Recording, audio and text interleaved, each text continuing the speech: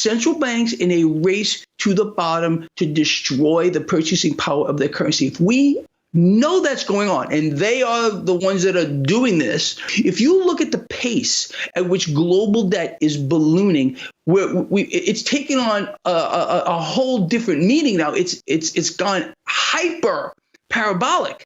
And this mechanism tells us, or at least it should, that we are more than likely very near a cracking point, a breaking point in the system. And that's why I look towards next year, past the presidential selection, to say I think things could potentially change dramatically. But for now, nearly every country globally has a central bank, a public institution that manages a country's currency and monetary policy. These banks wield extraordinary power.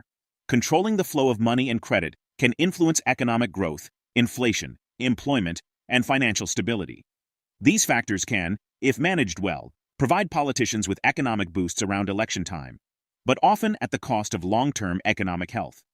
In recent years, central banks have gained substantial independence in setting interest rates, shielding them from direct political influence.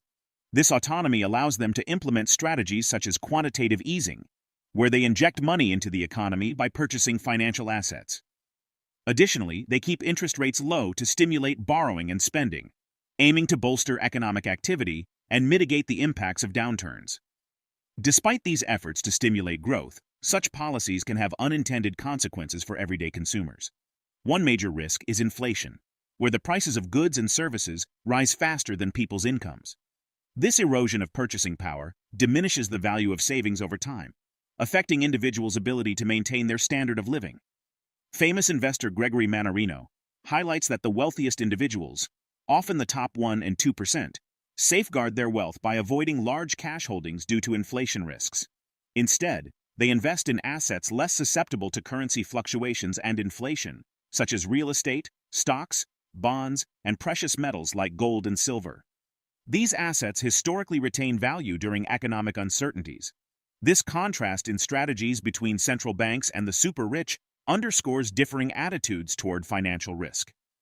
While central banks aim for economic growth through monetary policies, the wealthy focus on diversifying investments to protect and grow their wealth, reflecting fundamental differences in responding to economic challenges and opportunities. Now, we present the clips of Gregory Mannarino's insights from his recent video.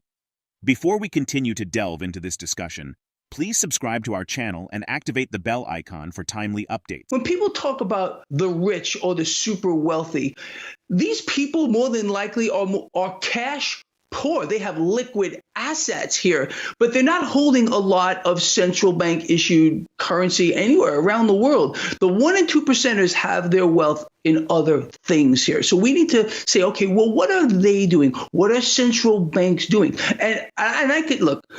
It should be a no-brainer to people, really honestly, that understanding the current situation here, and let's just look at what some of the root causes of the current global inflationary environment are. That is, again, central banks in a race to the bottom to destroy the purchasing power of their currency. If we know that's going on, and they are the ones that are doing this, well, why are they the ones here that are hoarding gold? Why are the 1% and 2%ers hoarding gold, gaining exposure to commodities here? Why? Because they realize where this is going, just as you and I have way before everybody else. And so understanding, we need to do what they're doing because they're not stupid. The 1% and 2%ers, then maybe they're privy to a little more information than, let's say, the average guy or the average girl is. So if they know something and they're doing something about it, well, that means that we need to take action as well. That's what this is all about here. Your channel, my channel, people like us who are trying to raise awareness. I've been telling people, raise your awareness, pay attention to what's going on, ignore the distractions, the deceptions. If we realize that, it just gives us enormous power. Again, at least from a financial standpoint, to realize, again, look, if we and I believe this is probably true for the people that follow our blog, at least both of our work. And I would hope this is the fact that they understand that when you are looking at the global picture of a vastly ballooning hyper debt, I mean, we're not just in a debt situation. We're in a hyper debt situation. What did we just hear last week from Janet Yellen, that the U.S. debt situation is sustainable? By that phrase alone, we know that it's completely not sustainable. We don't need Janet Yellen to try to convince us to something that we already know is completely false. But this mechanism is going to keep going. And in my opinion, look, we're witnessing global debt. And I urge people to look this up for themselves. Don't take my word for a thing that I say. Okay. I want people to let their fingers do the walking. It's not like you have to go to a library anymore and look this stuff up. Everything's at your fingertips here. If you look at the pace at which global debt is ballooning, it's taken on a whole different meaning now. It's gone hyper parabolic. And this mechanism tells us, or at least it should, that we are more than likely very near a cracking point, a breaking point in the system. And that's why I look towards next year, past the presidential selection, to say I think things could potentially change dramatically. But for now, I think the opportunities lie in a couple of places. One is staying long the stock market. I know this might sound insane to people, but if we realize that rates are going to remain suppressed, that currency is going to accelerate until it's not, and we watch the MMRI as you had brought up. That's an amazing risk indicator. It's not the end all, but it does give us a window, a picture as to where we should be putting cash to work. Now, if we realize that the stock market is going to remain propped up, the illusion of the market is going to be maintained till the selection here, that means that other assets are going to become undervalued more so than they are now. And again, gold, that brings me right back to gold, silver, platinum, palladium, commodities across the board. And in my opinion, I also believe cryptocurrencies too. Central banks are the real powerhouses behind the financial system, even controlling the flow of information. Gregory says that if you look closely at mainstream media, you'll see a curious pattern. Major financial news outlets like Bloomberg, Fox Business, and CNBC often run the same stories at the same time, with almost identical phrasing. This isn't a coincidence. It's a coordinated effort to shape public perception and ensure everyone hears the same narrative. For those of us outside the mainstream bubble, it's obvious that the information being fed to the public is pre-scripted. With its vast reach, mainstream media plays a vital role in this scheme, far surpassing the audience of independent voices.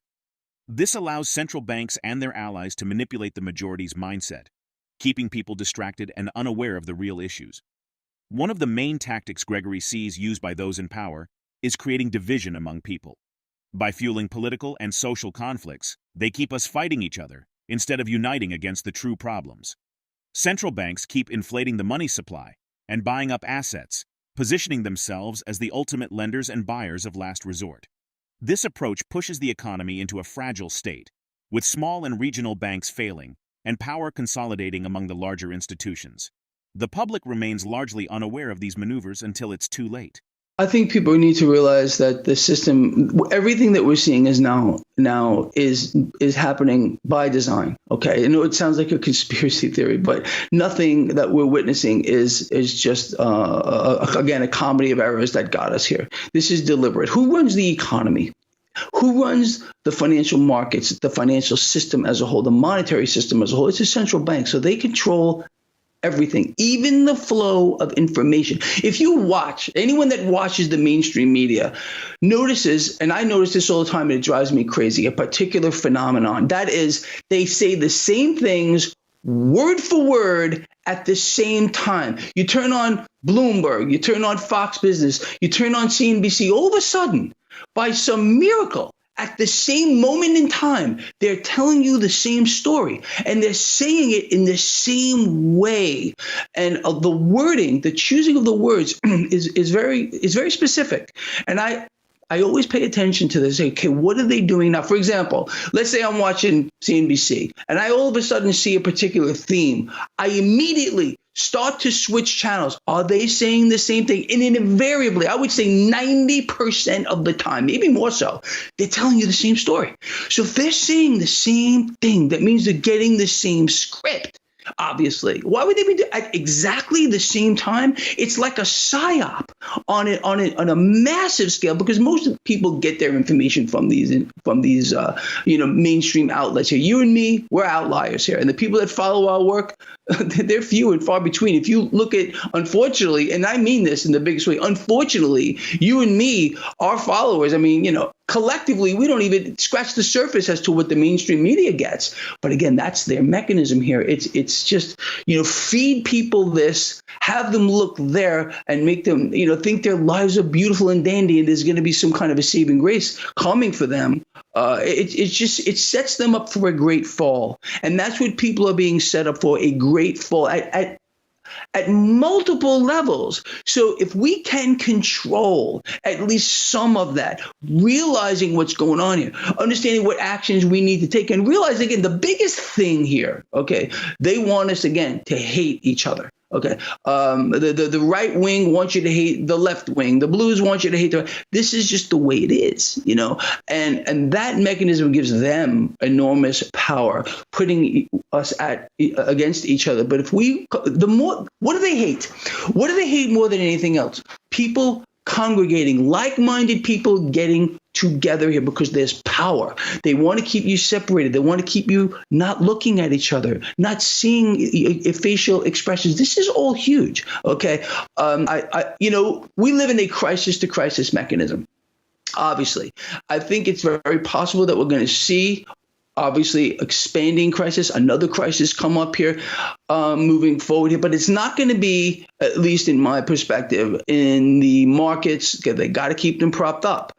They won't allow. We're in a full-blown banking crisis, and people don't even understand what's going on here. I mean, I study this stuff around the clock, as you know. I can tell people that beyond any shadow of any doubt, the entire financial system right now is being consolidated. They're allowing certain institutions to fail, but they're going to hide this from the public. Again, nobody knows until everybody knows. So you don't hear anything like this from the mainstream media. But the fact of the matter is, the system is coming apart, and it's coming apart very rapidly. The smaller institutions, the regional institutions, people need to get their cash out of these things, put their cash somewhere else. I think people should not be holding large amounts of cash at all, because it's a dying asset.